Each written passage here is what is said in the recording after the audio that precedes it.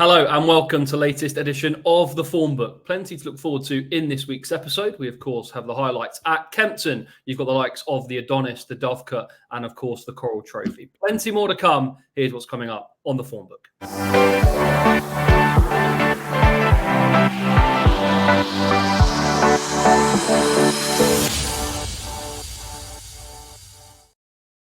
Good action on Racing TV at Kempton. I'd like to say I've been joined by the score, Andy Stephens, and Tipstar champion Katie Midwinter to look ahead to all the action.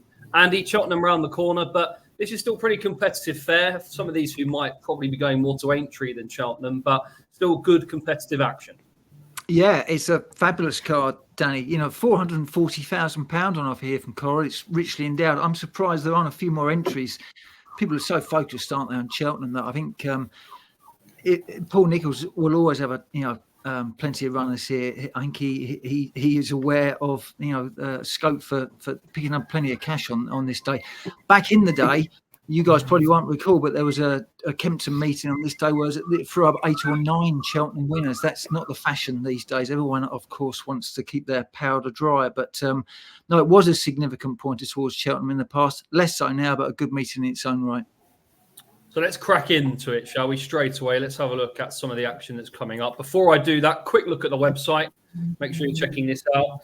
That's the website as it is today. Plenty of tips for today's action. Andy Stephens is giving the video tips as well. He likes the chances of a British Raider over at Turley's. You can have a look at all the tips there from all your favourite tipsters, Andy, Dave, and more. Check out the news section. Nicky Henderson Stable Tour today as we're recording on Thursday. So there'll be one of them on the website later on, highlighting all his Cheltenham Festival fancies. Check out the race cards. Good stuff there. All the information you could need for Chelmsford et al. Today and plenty more besides. Remember to watch all the action on the website too. So basically, get stuck into the website. There's plenty for you to enjoy. Steve-O's on fire as well, so make sure you're definitely checking out his selections. His last 10 winners: Nickelback 16-1, Yeah Man 10-1, Cargeese at 13-2, same price for Inishaw, Emerton and 3 under through 5 both at 5s, Bashville at 9-2, 4-1 for Harper's Brook, 10-11 Edwardstone, and he put up the shish as well at 8-11. So plenty of selections from Steve who have been finding the net of recent. Make sure you check out his best bets on Racing TV. Let's have a look at the Adonis then. Caliph de Burley, Captain Marvellous, Give Me 5, Peking Opera, Swifthawk, and Tarantino are your sextet. Evens for the Jolly. 130, Give Me 5. 6-1, Captain Marvellous, Peking Opera, 7-1. 9-1 for Swifthawk, and Tarantino is at 40-1. I'll come to you first on this occasion, Katie. Just having a look at the action in terms of Caliph de Burley. Is he the one to beat in your eyes? Yeah, I'd say so. He ran really well at Kempton last time out and his only start for Paul Nicholls. So he's run over course and distance, which is a big plus, and he ran easily enough as well. Harry Cobden, he was able to get a breather into him before turning for home too. And although he jumped slightly left at times, he was quite fluent over his hurdle, so I wouldn't worry too much about that.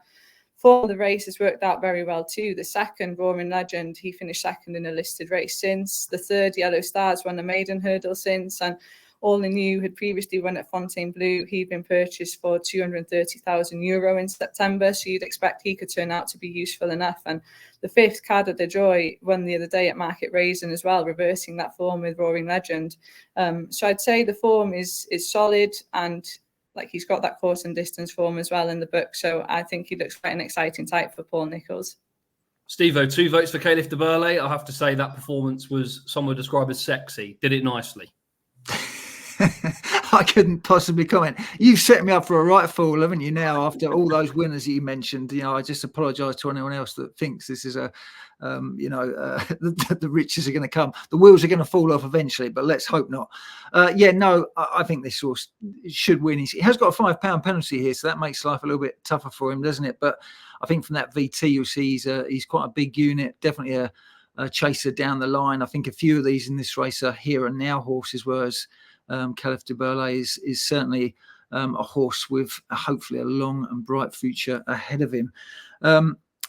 What I would say here is that there's £45,000 up for offer in the first prize. you're only going to get £22,000, I think, for chasing home Sergino and the Triumph Hurdle. So where's all the other horses?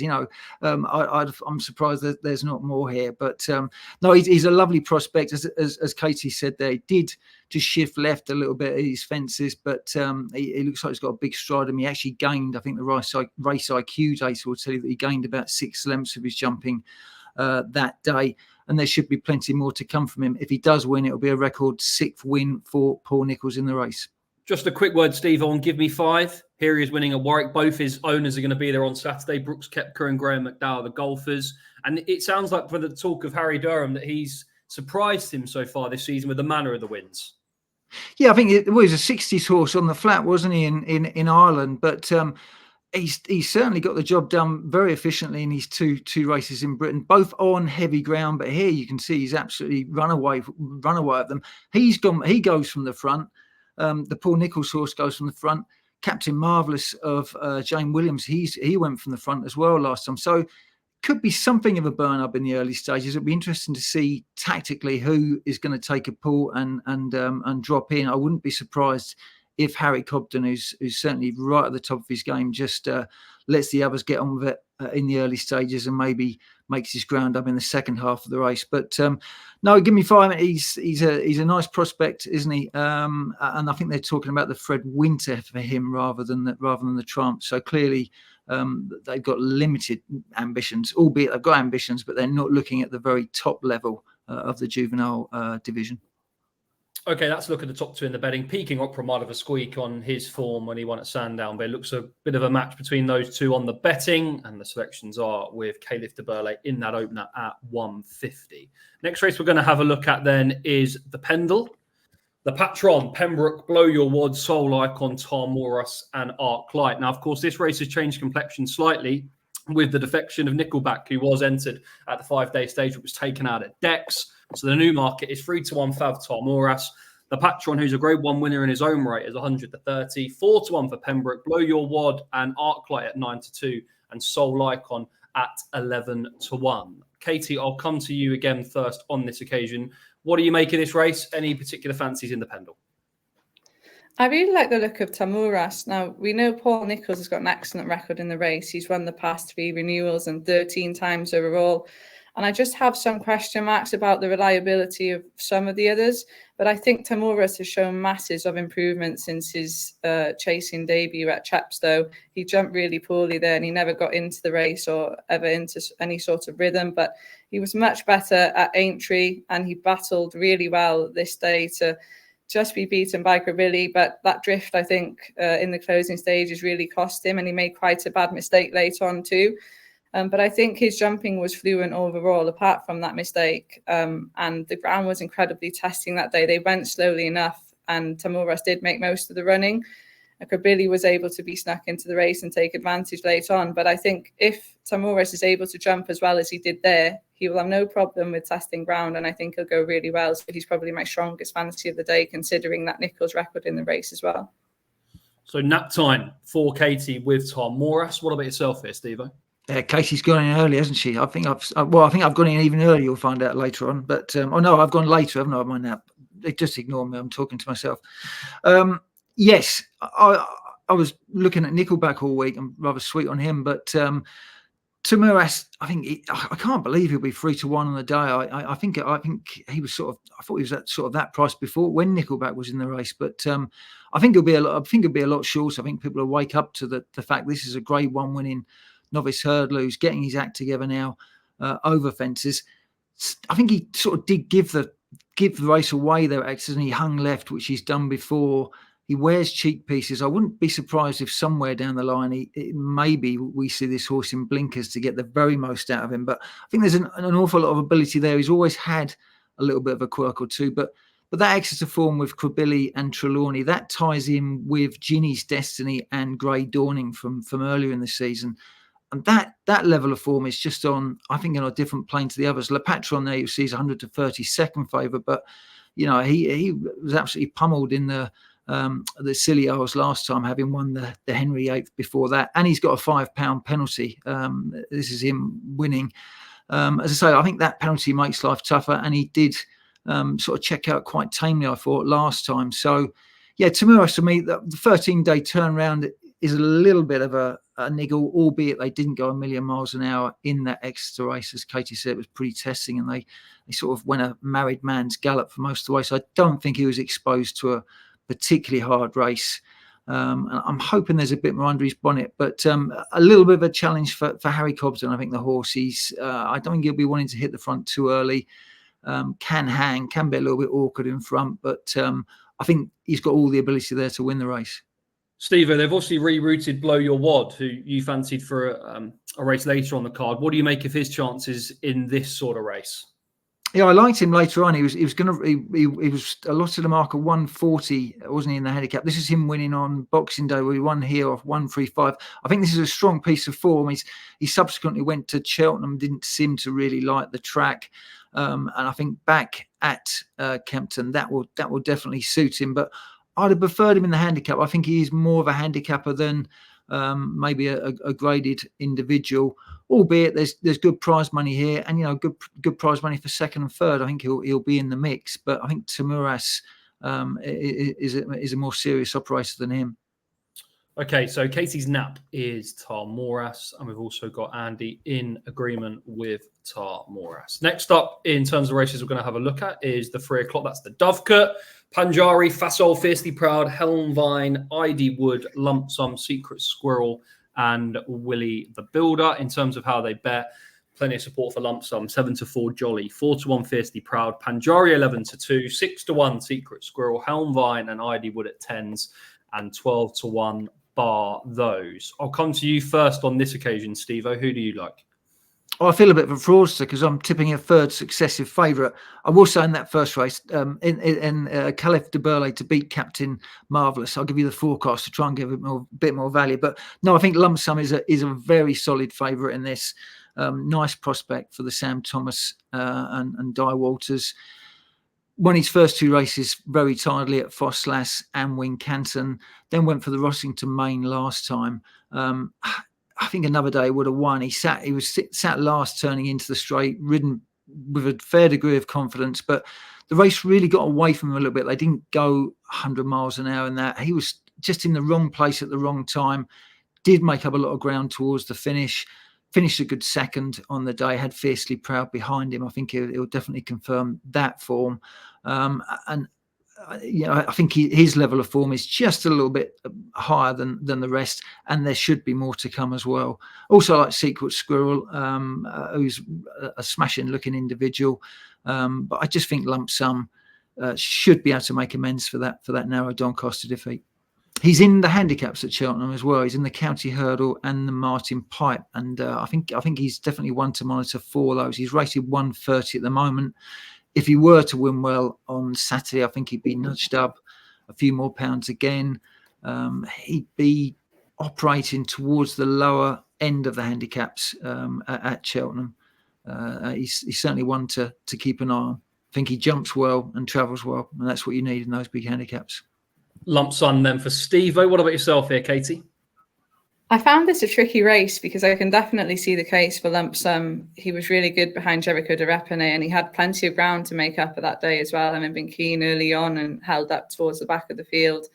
But I'm a big fan of Secret Squirrel, and I'm just going to go for him at the prices. He's a course and distance winner, and as we know, he's a lovely looking horse, really unusual. And he's only been beaten by 2 horses in 5 runs so far, and he also ran well behind Jericho de Repene. But granted, he didn't push him as much as Fiercely Proud and Lumpsin did at Doncaster. But Secret Squirrel has been a consistent horse so far. He's run well in each of his races, and he got into a good battle this day with Firefly at Taunton. There's little in it at the end, but he was just held. Lost some momentum with that mistake at the last as well, but that didn't help his cause. But he's a really likeable horse, and not just on looks, but his attitude that he's shown as well. So I'm going to side with him. I think Panjari is going to be interesting too. He hasn't been the simplest horse, not the most straightforward. But I think if he puts it all together like he did at Musselburgh and puts in a more professional performance, I think he could row really well. I think he's got plenty of ability. But I'm just going to side with Secret Squirrel at prices. There is Panjari doing the business at Musselburgh. So Secret Squirrel then for Katie. I think Lump Sum is the absolute bet of the day.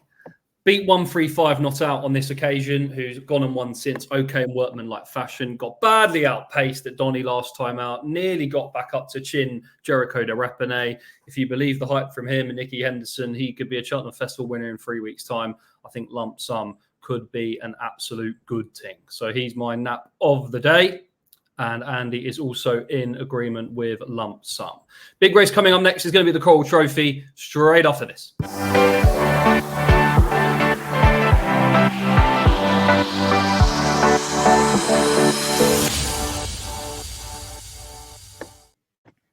Sam Brown, Al Dancer, Il Ridotto, Tweed Skirt, Phlegmatic, Blackjack Magic, Forward Plan, Bow to Greatness, Lord Baddesley, Killer Kane, Unanswered Prayers, and Captain Orr are your 12. They're going to post for the Coral Trophy. 9-2 Fav is Phlegmatic, Forward Plan 11-2, 13-2 Lord Baddesley, same price for Tweed Skirt, Bow to Greatness at 7s, 9-1 Il Ridotto, 10s Blackjack Magic, 11s and bigger the remainder.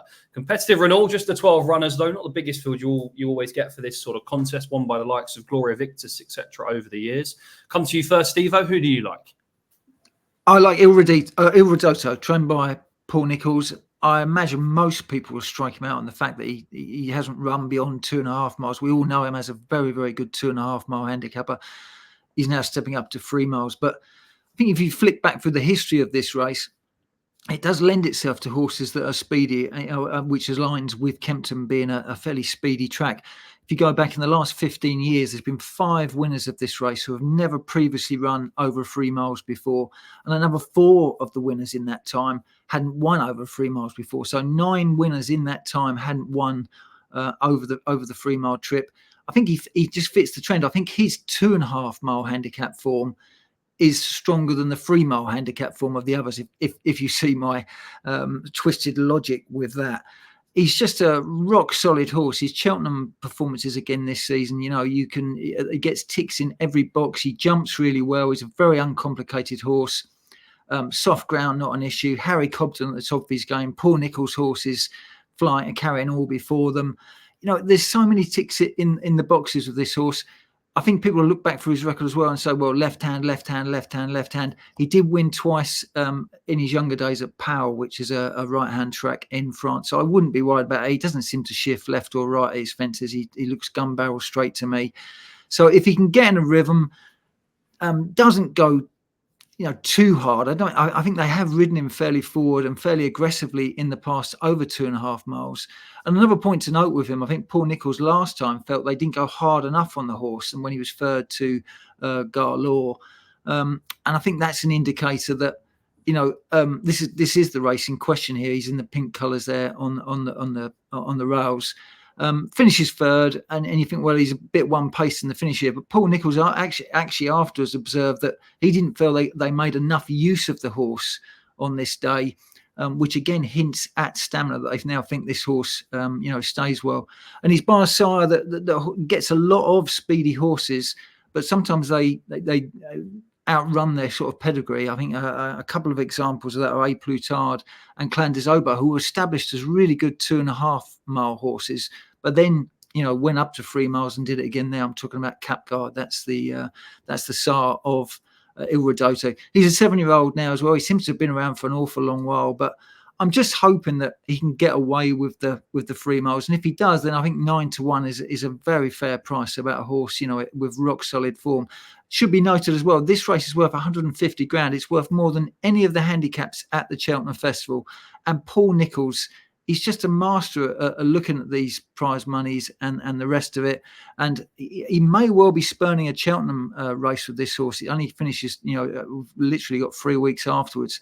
But the fact that he's willing to risk him here over the 3 miles rather than going to Cheltenham, where he could easily run in the plate, perhaps he still will run at Cheltenham as well. But the fact that he's willing to run here is a plus for me. I'll also throw in the fact they had Hitman in this race, the same connections. Now, that horse would have been £5 well in here, having run so well behind Shishkin in the Denman. They've pulled Hitman out. They rely on Il Ridotto. For me, that's another tip. It all adds up to Il Ridotto for me. Strong selection from Steve of Il Ridotto. What about yourself, Katie? I can definitely see the case for Il Ridotto. He's a horse that I followed a lot, especially at Cheltenham, a track that he seems to love. He's a real warrior and he's so consistent. So he's really deserving of his day in the sun, and I can see him running a big race. I think there's obvious claims for Phlegmatic, who was just beaten by Our Power in the race last year when rated £5 lower. He's up £3 for his win at the track over Chianti Classico, but he's another reliable horse. And he has to have a leading chance. He always seems to run well at Kempton too, and he's a sound jumper on a workable mark. So I think he's the most obvious candidate and probably the one to beat. I can see him going close once again. But the horse that I have decided to go for is Lord Baddesley of Chris Gordon's. Chris Gordon has been in flying form recently, and Lord Baddesley finished second to Inch House at Newbury, ahead of Killer Kane earlier this season. He's up £3 for that on a mark of 132 now, which it could be stiff enough, but he's unexposed over this trip. And this is his first try at 3 miles. He was finishing strongly enough at Newbury to suggest that he could well improve for the step up in trip as well. So I've just gone for him as well. He's a nice each way price. So I'd hope that he could run a solid race. I think Inch House is a solid horse, despite disappointing last time. I think he had his excuses there. So that form behind Inch House, I think it is quite good. And I'd be keen to be with Lord Baddesley. Lord Baddesley then in the Coral Trophy for Katie. Finally, we're going to have a look at Kempton in more detailed fashion. Is the Handicap Chase at 4:10. Keldestan, Warlord, Golden Sun, Grandad's Cottage, Gustavian, Heltonham, Pepe La Moco, and Champagne Mystery. Come to you first on this occasion, Katie. What do you make of this contest? Any that you particularly like, or do you think Pepe La Moco is probably the one to beat? Yeah, I didn't have too strong a fancy in this one. I think Pepe La Moco is probably the one to beat. He had an easy enough victory at the track when last seen, and at Warwick early in the season too. He was slightly unfortunate, really, not to remain unbeaten over fences. The only blemish on his chasing career so far when he came a close second to Oxygen at Plumpton. And he made a few mistakes that day too that probably cost him in the end. But he rallied to try and get on terms, and he almost got up on that day. But he's an improving horse, very progressive. And I think with that win over course and distance last time too, he has to be the one to beat here. That's Pepe La Moco winning at Kempton, as Katie says. But Steve, you're taking him on? Yeah, no, Katie's right. That horse has got a very, very good chance, certainly on an upward curve. I'd take him on though with one at the top, Keldestan. If he runs here, he's in at Chepstow is his first preference on Saturday. But that race meeting could be in trouble. It's heavy ground. There's rain and snow and all sorts going to descend on Wales in the next 48 hours. So he might have to be rerouted here. And if he is, I think he's got a good chance, Keldestan. Been something of an underachiever over fences, was a really good hurdler. But they put blinkers on him the last 2 runs, and he's 2 out of 2 with the headgear on. I thought it was really impressive last time at Chepstow. It was just cantered all over first flow up the straight, and Julie picked him off. He's only gone up £4 for that, and I was surprised really, especially as first flow's come out and franked the form. He's won again since then. So he'd certainly be one to keep in mind, especially if the ground gets really soft. And also like Champagne, if he doesn't run, I'd be with Champagne Mystery down the bottom. This is a Tom George horse. Was with Nicky Henderson, then went to France and did his work there for 3 years. Then he resurfaced at Cheltenham last month in the race won by Garlaw. He's French jockey. I think he must have mistook where the finishing post was, because he was loitering out the back for a lot of the race, and then just around the 2 mile mark, he went from 9th to 3rd, clocked almost 37 miles an hour, I think, at one stage there, race wide as well. And the next minute, he's up there disputing the pace. And clearly that took its toll on the horse in the closing stages. His jumping also let him down a little bit there. I think the race IQ data will tell he lost 6-7 lengths in the race. We're not seeing that French jockey this time. We've got Jonathan Burke on board on this occasion. And I think given a more measured ride in a weaker race as well, I think Champagne Mystery is one to definitely to keep an eye on there from the bottom of the weights. Okay, that's a look at the 4:10. Steve, we're going to stay with you because you've got one extra selection for us at Kempton. Goes in the 1:15. That's it. I'm hoping for a David Maxwell special on Joker Demai. We didn't see one of David's finer days last time. Here he is. He's in the second there. He's got that fantastic style of racing. He's a real Corinthian, David. I had the the great joy of sitting next to him at a Grand National lunch one day. And it's one of the best afternoons of my life. He's got anecdotes and tales for just about everything, and swears like a trooper as well when he's not on the television. It was great company for the day. I say he's riding. You know what you're going to get with David. He gets a lot of stick for it, but you know, listen, when you back him, you know what you're going to get and what ride is going to occur. This horse was really impressive for him at Lingfield. Then that Exeter race that we just viewed there, which didn't make for great viewing, that was just 10 days later under a penalty, and the horse was way too keen. And then unfortunately saw some daylight turning in and absolutely took off with David as well. So I think events conspired against him there. He's now had 2 months off. He clearly likes soft ground, and I think he's a horse that's tailor-made for big handicaps like this, in that there'll be plenty of cover and there'll be plenty of pace. And I think hopefully he'll just settle down a bit more. There's definitely more to come from him. He's only 5, this horse. And I think I'm hoping that David can give us one of these special celebrations at the finish. But even if he loses and it looks bad, I'll be the last person to throw stones at him. Joking am I then in the 1:15 for Steve-O. Final race we'll look at is the Eider up at Newcastle. The Galloping Bear, Tommy Bow, Major Dundee, Cruise Control, Christopher Wood, Sidi Ismail, Anglers Crag, Flowers of Scotland, Fenland Tiger, Gold Clermont, Rathon Law, Easy Buck, and Prince de Show. And that's how they bet. 11-4 Favs, Anglers Crag. 6-1 Fenland Tiger, Christopher Wood and Tommy Bow, both 15-2 chances. 9-1 for Cruise Control, the Galloping Bear at 11-1, and bigger prices about the remainder. Katie, who do you like in the Eider? I quite like Flower of Scotland. She's a really formidable mare on her day. She was pulled up on her most recent start, but she was slow over the first few fences, and she lost plenty of ground on arrivals. She was towards the back of the field as well, so she was never really able to get into a rhythm, and it was just wasn't her day at all. I think you can put a line through that. She's seen to best effect on softer ground as well, so the more testing conditions at Newcastle will definitely help her. She showed in the Scottish Borders National at Kelso that heavy ground, really testing conditions is her bag. She's £6 higher than her last winning mark, but she did finish third ahead of the likes of Truckers Lodge and the Wolf on a £2 higher mark in the Edinburgh National last year. I think that was quite a good form line. I think she could run a big race on 120 with condition to suit her. She's a proven stayer over the trip when there's a few question marks about the stamina of a few others in the field. So I think she's going to have an excellent each way chance if she just gets into that rhythm early on and leaves her last race behind her. I'd also give a mention to Major Dundee, though he also has proven form over the trip in softer conditions. And although he was pulled up at Warwick, I'd forgive him that run. It was a bit of a strange race on drying ground, and only there was a few horses that they'd failed to get involved when they were expected to. And he's only £3 higher than when he won the Midlands Grand National last March. So I would give him a shout as well. Okay, that's Katie's picks then in the Eider. Steve-O, quick word on the Jolly here, who's pretty skinny, 11-4 Anglers Crag.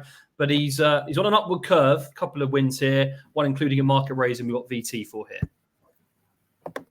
Yes, no, Anglers Craig. He's definitely on an upward curve, isn't he? But I think 11-4 in a race of this nature is pretty skinny. I mean, we're looking at heavy ground, 4 miles, 1 furlong.